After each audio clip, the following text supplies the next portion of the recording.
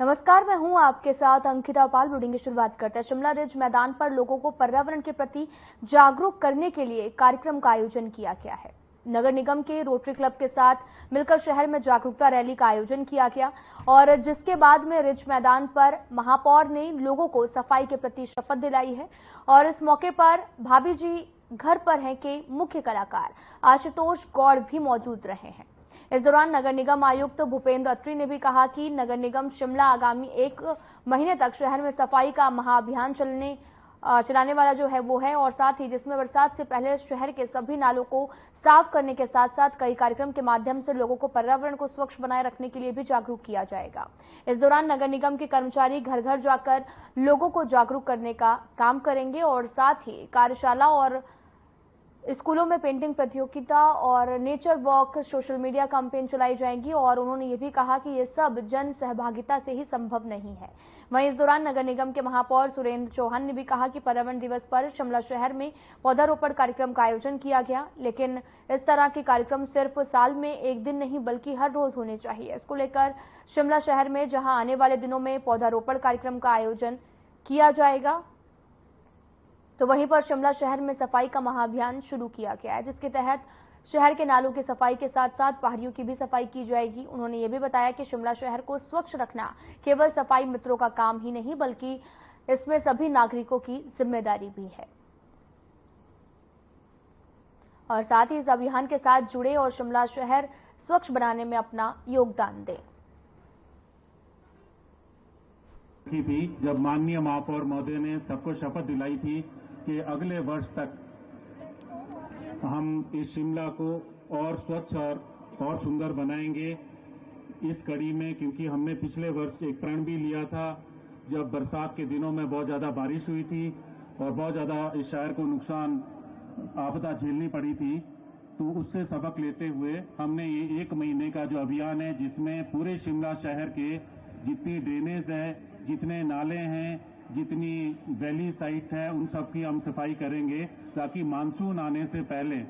विश्व पर्यावरण के दिवस पे रूप में निभा रहे हैं। वैसे हमने 5 जून को पर्यावरण दिवस मनाया था कोड ऑफ कंडक्ट की वजह से, लेकिन हमने बावजूद उसके ट्री प्लांटेशन किया था कल्लोग वार्ड में। कल्लोग में हमने अखरोट के पेड़ और कायल के पेड़ और दूसरे जो फ्रूट्स के पेड़ है वो लगाए थे। ज्यादा से ज्यादा पेड़ हमने लगभग 200 पेड़ वहां पर ट्रीज लगाए थे उसको। और वहाँ की जो लोकेलिटी है कल्लोग वार्ड के कुछ लोग हैं, जनता है, बच्चे हैं, छोटे छोटे बच्चों ने भी उसमें पार्टिसिपेट किया। उस एरिया को उन्होंने अडॉप्ट किया, जो मुझे बहुत खुशी हुई जब उन्होंने उसको सुबह और शाम वो पानी देते हैं और पानी के साथ उस पौधों की केयर करते हैं। और इस साल भी हम बहुत बड़ा अभियान। देश के क्षेत्रों में भीषण गर्मी से निजात पाने के लिए बड़ी संख्या में सैलानी पहाड़ों का रुख कर रहे हैं।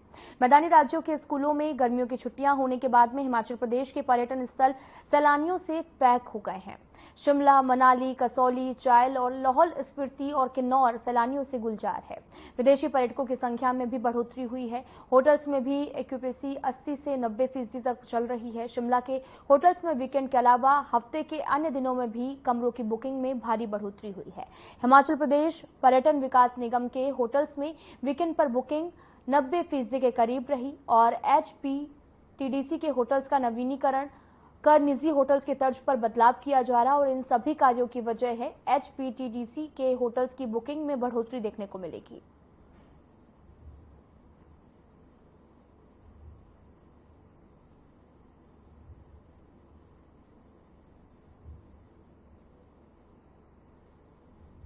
आपको बताते चलें कि शिमला में लगातार सैलानियों की जो भीड़ है वो बढ़ती जा रही है। बड़ी संख्या में पर्यटक शिमला पहुंच रहे हैं। आप तस्वीरें भी देख सकते हैं जो कि शिमला से पर्यटक के आने से ज्यादा जो है सैलानी ज्यादा हैं जो लगातार पहुंच रहे हैं, जिसको लेकर बड़ी संख्या में पर्यटक हिमाचल की ओर रुख कर रहे हैं। दरअसल भीषण गर्मी के चलते लोग शिमला का रुख कर रहे हैं। विदेशी पर्यटकों की संख्या भी इस साल काफी ज्यादा बढ़ी है। गर्मी से राहत पाने के लिए पहाड़ों का रुख लगातार जारी है।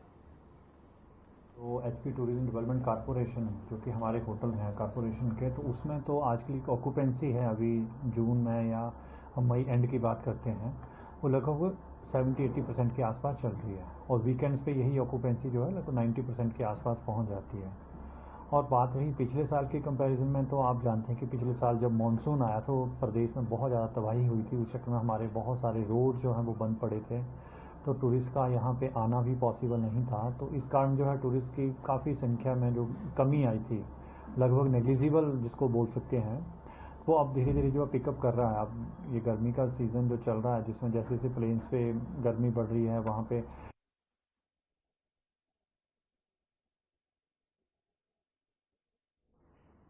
हिमाचल प्रदेश में वीकेंड पर सैलानियों से राजधानी भर गई है और सैलानियों के आने के बाद और गर्मी के चलते राजधानी में पानी की मांग भी बढ़ रही है। पानी की कमी को पूरा करने के लिए होटल्स कारोबारी को पानी के टैंकर खरीदने पड़ रहे हैं। राजधानी शिमला में पानी की मांग का आंकड़ा 50 MLD तक सप्ताहांत तक पहुंच रहा है। इस तरह से ये भी कहा जाए तो पिछले 1 साल से सैलानियों का इंतजार कर रहे शहर के पर्यटन कारोबारियों को बड़ी राहत मिली है। वहीं दूसरी तरफ पानी के लिए मार भी शुरू हो चुकी है।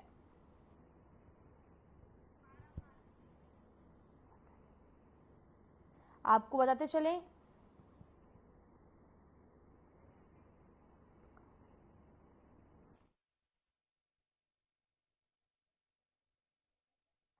पानी की मार जो है वो लोगों को झेलने को मिल रही है।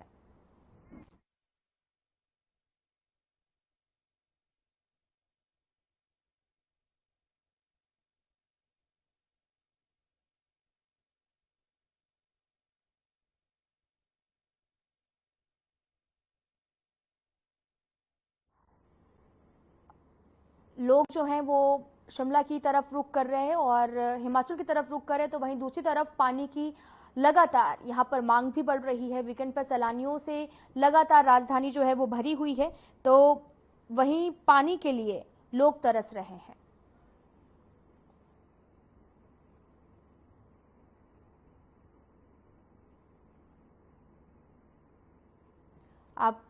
आपको बताते चलें कि लगातार पानी की डिमांड बढ़ने लगी है और जिससे लोगों को तमाम तरीके की परेशानियों का सामना करना पड़ रहा। पानी की बोतल्स जो हैं वो खरीदनी पड़ रही हैं और साथ ही लगातार सैलानियों से हिमाचल गुलजार है, तो वहीं दूसरी तरफ पानी की मार से लोगों को काफी दिक्कतों का सामना भी करना पड़ रहा है।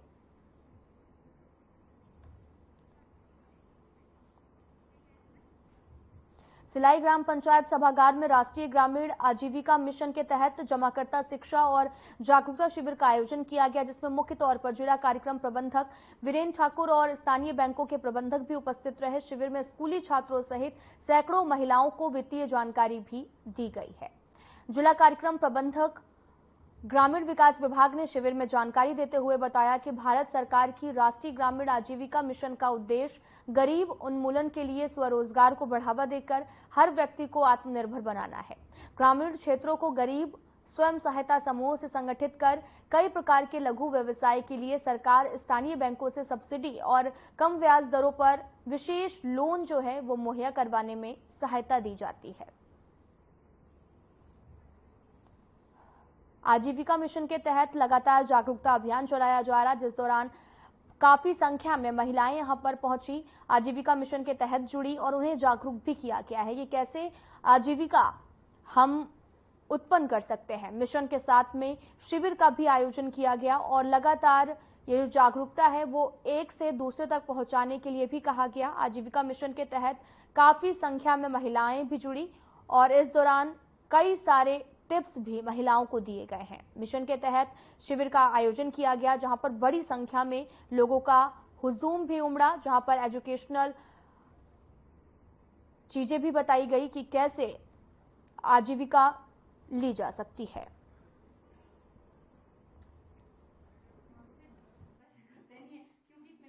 महिलाओं को वित्तीय जानकारी देना, जैसे बैंक के बारे में जानकारी, तो इसमें जैसे ग्रुप बनाने के नियम होते हैं ऐसे इसमें भी कुछ नियम होते हैं। सबसे पहले होता है सभी महिलाओं का अपना आय और व्यय का विवरण रखना अपने पास।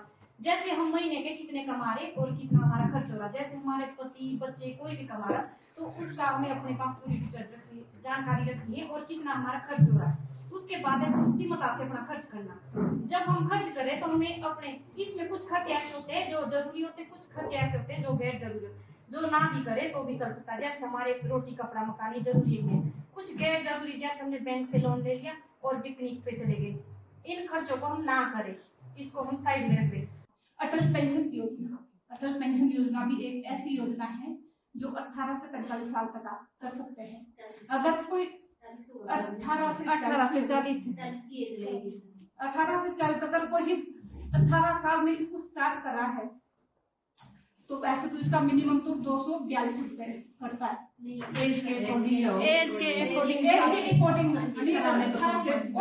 ना, जैसे किसी ने आगे पेंशन लेना हो 7 साल के बाद, जितना पेंशन का वो है ना, देखिए हमने इतना ज्यादा पेंशन लेनी उसके हिसाब से अकॉर्डिंग कटेगी।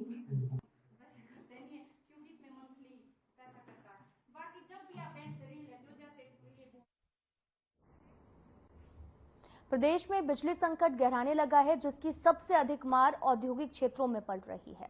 अचानक बिजली कट जाने से लोगों को काफी परेशानियों का सामना करना पड़ रहा है, तो वहीं दूसरी तरफ उद्योगों को भी काफी नुकसान झेलना पड़ रहा है। पिछली फरवरी से आपको बताते चले कि नगर में 100 कप का ट्रांसफर जल गया था, जिसके बाद में औद्योगिक क्षेत्रों में कट लग गया, जिसके बाद उद्योगों के उत्पादन पर भी विपरीत असर पड़ रहा है और 45 डिग्री टेम्परेचर में लोग भीषण गर्मी में रहने को मजबूर हैं। हालांकि विभागीय अधिकारियों का भी कहना है कि 20 से 25 दिनों में नया ट्रांसफार्मर आ जाएगा, लेकिन अभी तक जून महीने में भी लोगों को बिजली कटौती के कारण प्रतिदिन 2-4 होना पड़ रहा है। प्रतिदिन 4 से 5 घंटे यहां पर बिजली कट लग रहा है, जिसके चलते लोग काफी ज्यादा परेशान हैं।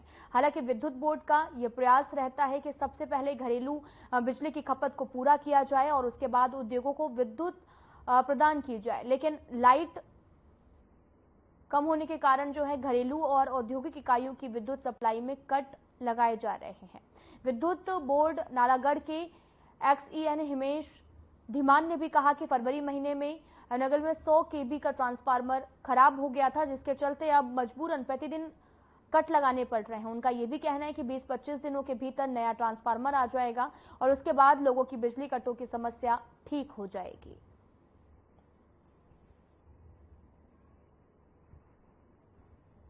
देखिए, ऐसा है कि जो पावर कट लगने का आपने मेरे से सवाल किया है, उसकी वजह यह है कि नंगल में 1 फरवरी 2024 को जो पावर ट्रांसफार्मर डैमेज हुआ था, जो कि नालागढ़ सब स्टेशन को फीड करता है, उसकी वजह से पावर कट लगाने की नौबत आई है।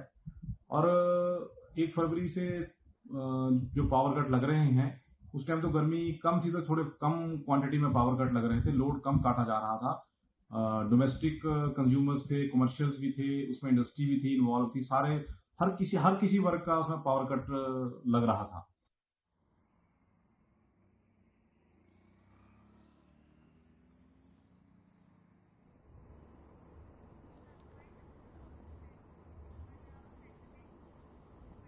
राजपुरे में इतना ही। नमस्कार।